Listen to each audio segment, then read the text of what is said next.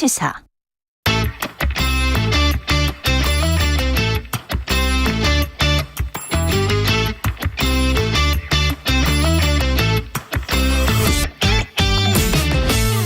네, 단신 뉴스는 다루지 않습니다. 길고 깊이 있는 뉴스를 만나는 장신 뉴스 시간입니다. 장신 뉴스의 장윤선 정치 전문 기자, 신인규 정당 바로세우기 대표님 두 분 모셨습니다. 안녕하세요.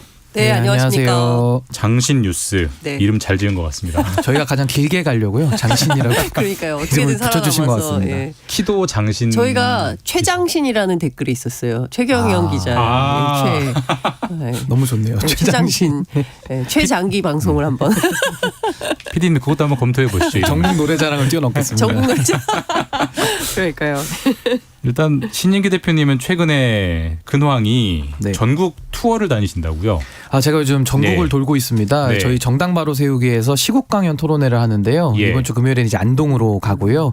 저희가 이제 처음에 국바세 만들 때 파리 선언이라는 걸 했습니다. 파리 선언. 파리 선언이 네. 뭐냐면 헌법 제8조 2항인데 정당의 민주주의를 규정한 헌법 조항이고요. 국바세가 국민의힘 바로세우기. 그렇습니다. 근데 시절이죠. 이번에 네. 정바세 이름을 바꾸면서 파리 선언을 이번에는 1, 2선언으로 바꿨습니다. 그래서 1, 2는 뭐냐면 헌법 제1조 2항 대한민국의 주권은 국민에게 있고 모든 권력은 국민으로부터 나온다라는 이 선언을 전국을 돌면서 국민주권 회복 운동을 하고 있습니다. 의병장.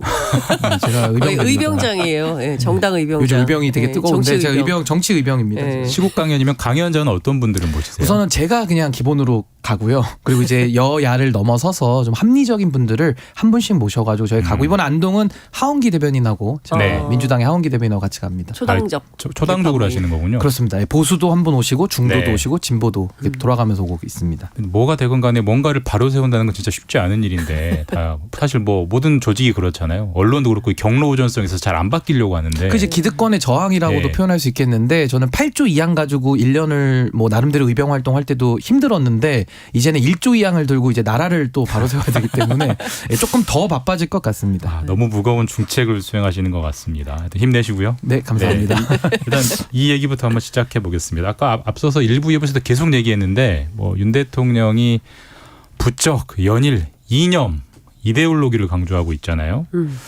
장 기자님은 어떻게 보십니까? 지금 상황을 총평을 하면. 좀 피곤해요. 네.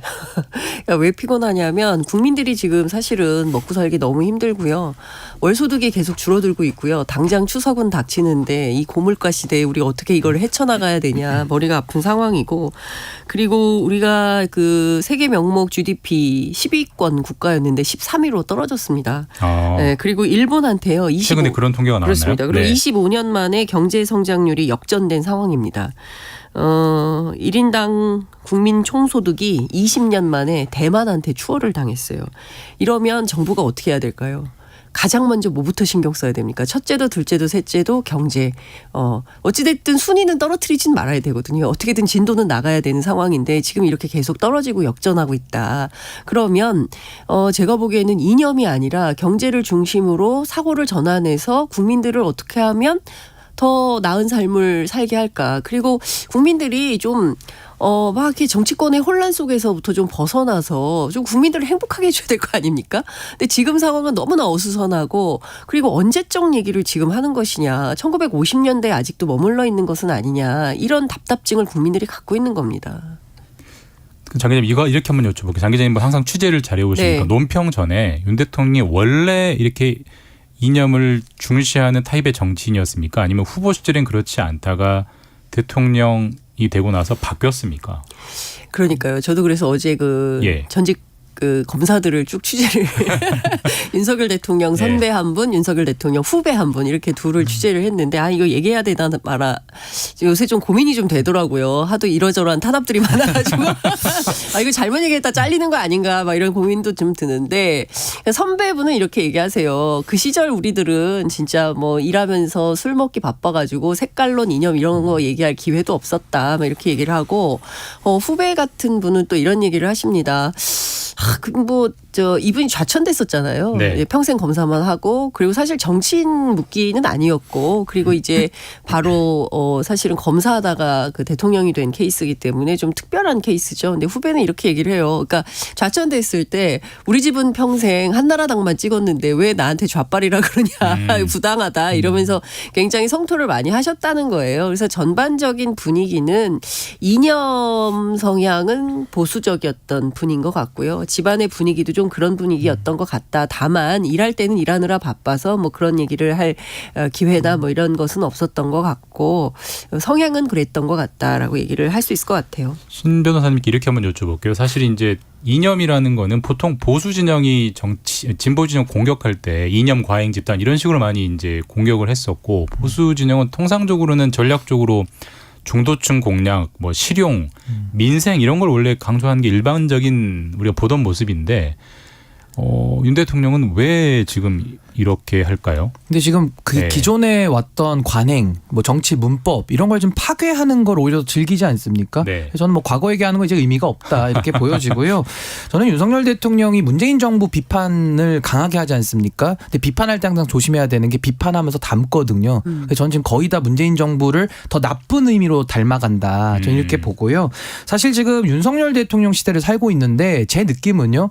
이명박 대통령이 재선을 하신 것 같고 인사면으로는 또 하나는 황교안 대통령을 보는 것 같아요. 황교안 이념적으로. 대통령. 권한 대행이셨는데 그분이 네. 이제 권한 대행을 띄고 네, 황교안 네. 대통령을 지금 보는 것 같다. 그 네. 의미가 사실은 이 공산 정치주의라는 개념 자체도 사실은 많이 생소하지만은 상당히 이념적인 단어 아니겠습니까? 근데 왜 이런 단어를 계속 쓰고 윤석열 정부가 할 게 많은데 오늘도 보니까 출산율이 이제 0.6으로 떨어진다는 기사들이 오늘 나오고 맞아요. 있더라고요. 예. 이 예. 절체절명의 위기 속에서 왜 이념 과잉으로 문재인 정부를 비판하면서 더 이념 과잉으로 반대쪽으로 급변침을 하거든요. 이게 왜 그럴까? 제가 볼 때는 윤석열 대통령 아는 게 다 바닥이 난 것 같습니다. 이제는 다 뭐 정책이고 뭐고 수사 다 얘기했고 더 할 얘기가 없으니까 매일 이념 얘기만 하는 거예요. 근데 이념 얘기하면 너무 편한 게 추상적이기도 하고요. 그냥 똑같은 얘기 반복하면 오히려 지지층들이 결집이 되거든요. 나라는 더 갈라지는 것이고 대통령으로서 존경받는 것만 포기하면은 너무 쉬운 통치 방법이에요. 근데 지금 윤석열 대통령이 어려운 길을 포기하고 지금 너무 쉬운 길을 선택하고 있다. 전 윤석열 대통령이 처음에 정치를 오래 안 하셨기 때문에 아마 많은 국민들께서 공직생활 오래 하셨으니까 기본적인 도덕성과 기본적인 국가 책임감, 공적 책임감이 있다고 전제하셨을 것이고 그 백도화지 위에 좀 예쁜 그림을 그리기를 국민들이 다 기대하셨을 거예요. 근데 막상 백도화지 위에 붓을 뉴라이트와 극우 유튜버가 잡으면서 이상한 그림을 지금 그리고 있는 혹시 그런 상황 이게 아니냐. 더 총선에 도움이 된다라고 전략적으로 접근하는 건 아닐까요? 근데 전략이 당연히 있죠. 근데 네. 전략이 있는데 국가 지도자가 당리당략 자기 진영만 생각해서 그 진영의 승리만을 만약에 고민한다면은 그건 지도자라고 할 수가 없죠. 아니 네. 기본적으로 그 대통령에 당선이 되면 어느 선거구나 마찬가지입니다. 누구나 리더가 되면 반대편을 설득해서 자기 편을 만들고 싶어하고 끝까지 통합을 이야기합니다. 통합적 리더십을 발현한 리더로 남고 싶어 해요. 역사적으로. 그런데 굉장히 독특하게 끊임없이 우리 편만 결집시키는 것은 저는 총선용이라고 생각해요. 민주당에 대해서 끊임없이 해체 전략을 쓰고 있는 거 아닙니까? 그리고 저는 이 얘기도 굉장히 황당했는데 1 더하기 2를 100이라고 하는 사람들 이 예. 사람들에게는 그 이런 세력들하고는 우리가 싸울 수밖에 없다. 이제 이런 얘기를 했는데 이거는 국민에 대한 전쟁 선포를 한 셈이에요.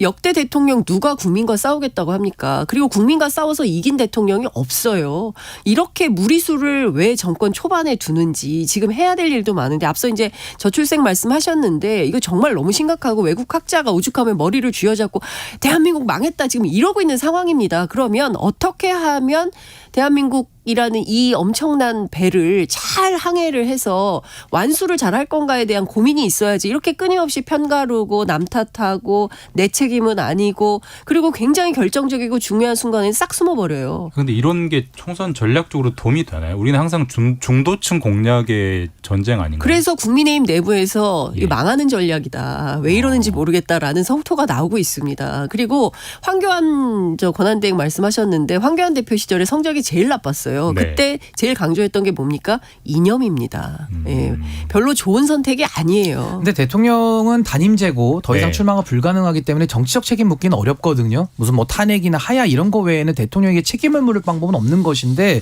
지금 윤석열 대통령은 사실 누가 당선되나 중요한 게 아니라 몇 석하느냐 중요한 게 아니라 나와 뜻을 같이 하는 사람들이 몇 명이냐 지금 여기에 아마 관심을 다 두고 하는 것 같고요. 이번에도 연찬에 가셔가지고 하신 말씀 들어보니까 전 정부를 부실기업에 비유를 하고 뭐 언론은 항상 정부 욕만 한다 이런 얘기하시고 24시간 정부 네. 욕만 예, 한다. 그러고서 이제 새가 방향을 나는데 방향이 다르면 그 어떻게 같이 가냐 이 세 가지가 포인트거든요. 그럼 첫 번째 부실기업에 대해서 전 정부를 비유를 하셨는데 그 부실기업에 감사관리관을 하셨어요. 그러니까 쉽게 말하면은 그 법무관리관을 하신 거예요. 검찰총장이죠. 부실기업에. 그러니까 네. 이거는 자기 모수인 것 같고 자가당착이죠. 정부 욕만 한다. 예. 언론이 왜 욕을 하는 곳이 아니죠. 비판하는 곳인데 그걸 이제 강하게 느끼시다 보니까 욕으로 들리신 것이 이거는 본인의 그 추상적 느낌을 말씀하신 거라 이건 비판하기가 어려울 것 같고 제가 주목한 것은 새가 방향을 나는데 다른 반대 방향으로 가는데 어찌에 같이 가냐 끊어내야 된다 이렇게 얘기하셨거든요.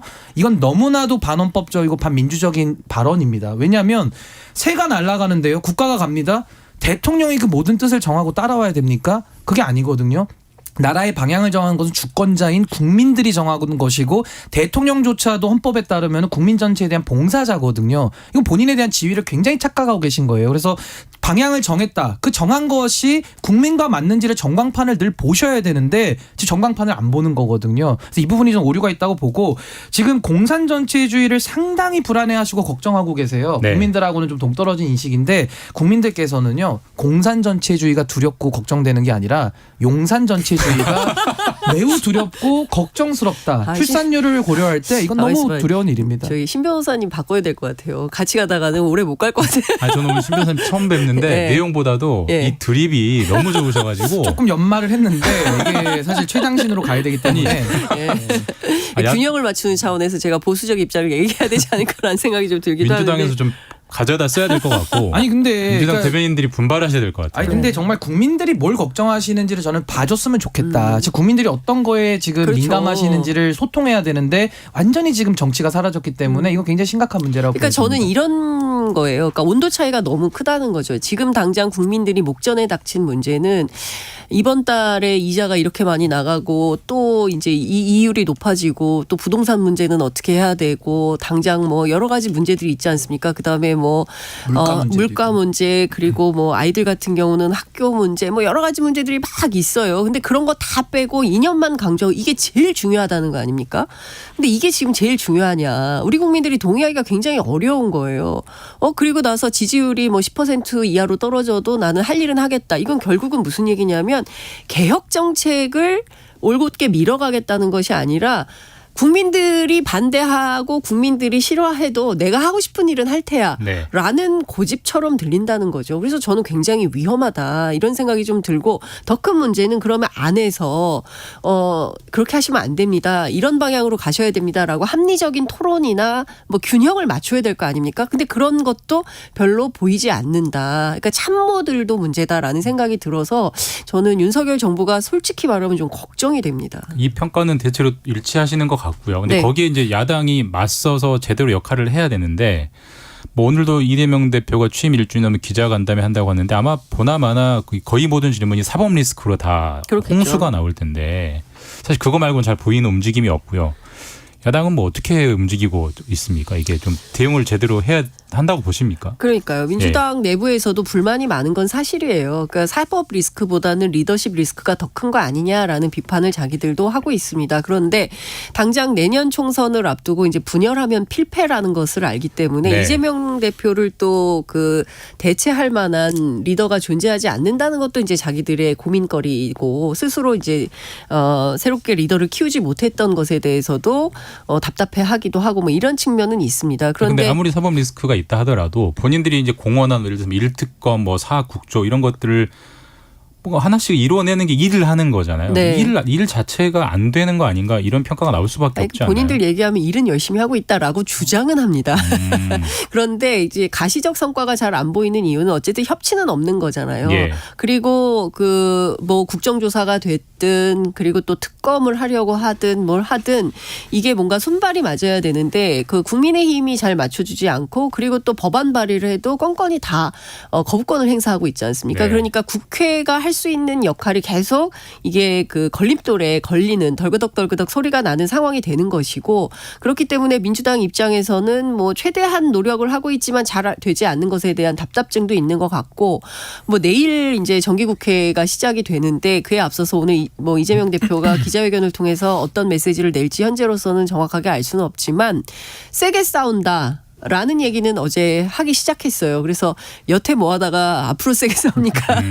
라고 제가 물었더니 그래도 이제부터 싸운다고 얘기하는 게 어딥니까? 라고 자기들은 얘기를 하고 있습니다. 그래서 제가 보기에는 다른 것은 몰라도 이제 후쿠시마 오염수 문제 네.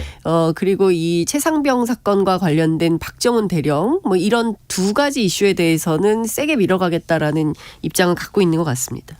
신 대표님은 어떻게 보십니까? 오늘 저는 기자간담회도 있고요. 아니 뭐 민주당에 대해서 이제 기대하시는 분들이 많이 줄어들고 있는 건 사실 아닙니까? 그러니까 쉽게 말하면 지금까지 민주당이 뭐 안 싸웠습니까? 엄청 싸웠죠. 근데 국민들이 원하는 식으로 투쟁을 한 것이 아니라 완전히 엉뚱한 방향에서 헛스윙을 했기 때문에 국민들이 비판을 하는 것을 좀 알았으면 좋겠고요. 마치 이런 겁니다. 야구에서 배팅볼 던져주면 배팅볼 정도는 쳐야 되거든요. 프로 선수들이. 이거 배팅볼도 못 치고 있어요. 그리고 골키퍼까지 다 제쳤는데 노마크 상태에서 골도 못 넣는 겁니다. 그래서 민주당에 대한 불만이 상당히 많거든요. 근데 민주당은 이걸 인정 안 합니다. 그러면서 지금의 반성과 성찰 없이 또 더 강하게 싸우겠다? 여전히 국민들의 심판을 전 피하기가 매우 어렵다. 저는 이렇게 보고 결국에는 정당이라는 것이 제가 정당 바로 세우고 있지 않습니까? 국민 속으로 들어가야 됩니다. 국민들 속으로. 민심 속으로. 근데 지금 여의도 보십시오. 민주당 어떻게 하고 있습니까? 권력 속으로. 공천 속으로 들어가고 있는 거 아닙니까? 이재명 속으로.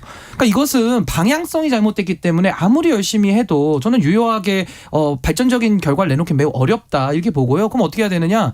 아마 민주당보다 더 강력한 야당이 나와야 될 것 같아요. 제가 볼 때는. 그러니까 윤석열 정부에 대해서 올바르게 비판할 수 있고 뭔가 국민들의 민심을 그대로 대변하는 세력들이 나와야지 이 민주당한테 맡겨놔가지고는 다수의석 169석을 갖고서도 힘이 약하다 그러고 할 게 없다 그러면은 국민들이 얼마나 황당합니까? 그렇죠. 이제 이렇게 한번 여쭤볼게요. 대표님이 오늘 이 시간만 민주당 바로세우기 대표로 네. 빙의하셔가지고 오늘 1주년 기자간담회 때 최소한 이재명 대표가 이 정도 얘기는 해야 된다. 아니면 이런 거는 언급을 해야 된다. 좀 꼬집어 비법을 알려드릴까요? 네.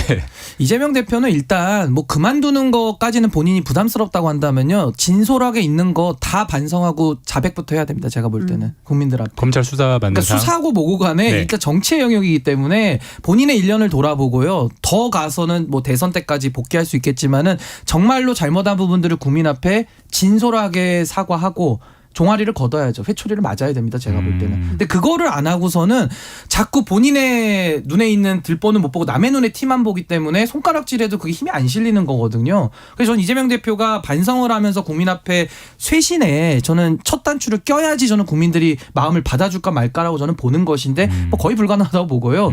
또 하나는 지금 이제 쟁점이 너무 많지 않습니까? 뭐 잼버리부터 해가지고 뭐 수능 문제 뭐 지금 뭐 논란이 너무 많아요. 근데 지금 딱 집중해야 될 것은 제가 볼 때는 최상병과 관련된 박정훈 대령의 이슈입니다. 하나만 제대로 해서 끝을 봐야지 하나를 조금 찔끔했다가 또 못하고 찔끔 찔렀다가 못하고 이런 식으로 이슈만 늘어나게 되면은요 아무것도 못 들이다 끝나버리는 거예요. 그래서 하나만 제대로 물고 늘어지는 것이 중요하다. 오염수보다 그게 더 중요하다고 보세요. 오염수 이슈는요. 예. 사실은 이재명 대표가 첫 단추부터 잘못 꼈기 때문에 다시 풀르고 다시 낄 수가 없습니다. 당시에 그 오염수 논란은요. 국민의힘에서나 정부에서 마시기 논란으로 상당히 여론을 호도했어요. 근데 거기에 민주당이 말려 들어간 겁니다. 마시기 논쟁으로 갈 것이 아니라 외교 실패. 그리고 국내에서는 뭐 환경부 장관이나 해수부 장관에 대해서 정치적 책임을 물었어야 되는데 그 일은 하나도 안 하고 장외로 뛰쳐나갔으면서 이제 와가지고 오염수를 제대로 해보겠다? 이게 너무 실기한 대처다. 저는 이렇게 봅니다. 장 기자님 내부 분위기 좀 알려주세요. 결국 이제 체포동의안이 이제 화두가 될 텐데 여기 나오는 민주당 의원님들의 입장과 말씀이 다 달라서 그 개편을 가결이냐 다르죠. 부결이냐 진짜 네. 어떤 기류가 더 강한 것 같습니까? 그러니까 이제 다선 의원들은 그런 얘기를 해요. 이재명 대표가 분명한 방침을 줘야 된다 의원들한테. 그래서 이 문제를 해결하지 않으면 민주당이 상당히 더 큰 혼란으로 갈 수밖에 없다라고 얘기를 합니다. 그런데 어찌됐든 이재명 대표가 그 이제 국회 연설 그 교섭단체 연설을 통해서 밝힌 바 있지 않습니까?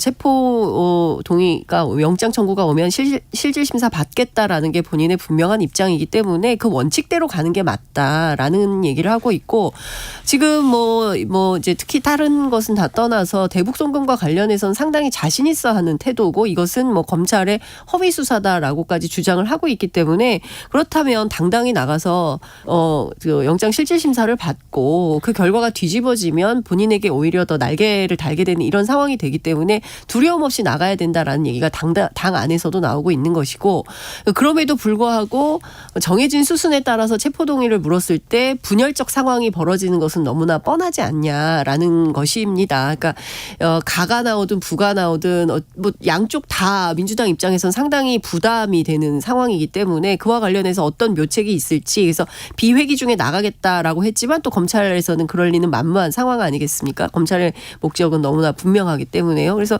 당 내부에서는 여러 혼란이 있는 것은 맞고 뭐 그 이후에 뭐 길에 대해서 쭉 기획을 하고 있지만 제가 보기에 정치는 생물이고 오늘 일을 내일 알 수 없고 뭐 이런 상황이기 때문에 지금으로서는 예측하기는 굉장히 어려울 것 같다라는 생각을 좀 들어요. 어제 그 김남국 의원 징계안 부결도 네. 이 체포동의안과 같이 본회의에서 논의되는 걸 부담스러워해서 뭐 그렇다 이런 해석도 있더라고요. 그것도 있고요. 그리고 제가 네. 취재를 해보니까 의원들이 자기 문제로 느끼기 시작했다는 거예요. 김남국 의원의 문제를. 그러니까 자기 문제? 예, 그게 네. 무슨 얘기냐면 다 하나씩 걸려 있잖아요. 그러니까 무슨 얘기냐면 연루되신 분들이 많아요. 이러저러한 예. 사건에 연루되신 예. 분들이 많이 있고 기소 중인 분도 있고 뭐 등등에 있어요. 이랬을 때 이게 나한테도 올 수 있겠네라는 생각들을 하기 시작하면서 이제 표결의 결과가 3대3으로 나온 거 아니냐라는 얘기가 나오고 있습니다. 아니, 제 식구 감싸기고 그렇죠. 여야가 싸울 땐 많이 싸우잖아요. 네. 이런 기득권 문제에 있어서는 또 기가 막히게 합의를 합니다. 그렇습니다. 그래서 이건 거의 제 식구 감싸기로 저는 이해를 하고 있습니다. 그렇죠. 그리고 사실은 이 문제는요. 김남국 의원이 하려면 불출마 선언을 사건 초기에 했어야 됐고 그리고 그때 본인 스스로 의원직 사퇴를 했었어야 됐다. 그런데 이것을 차일피일 미뤄온 결과 여기까지 당에 큰 부담을 주고 혼란을 초래한 이 모든 책임은 저는 김남국 의원에게 있다고 생각을 합니다.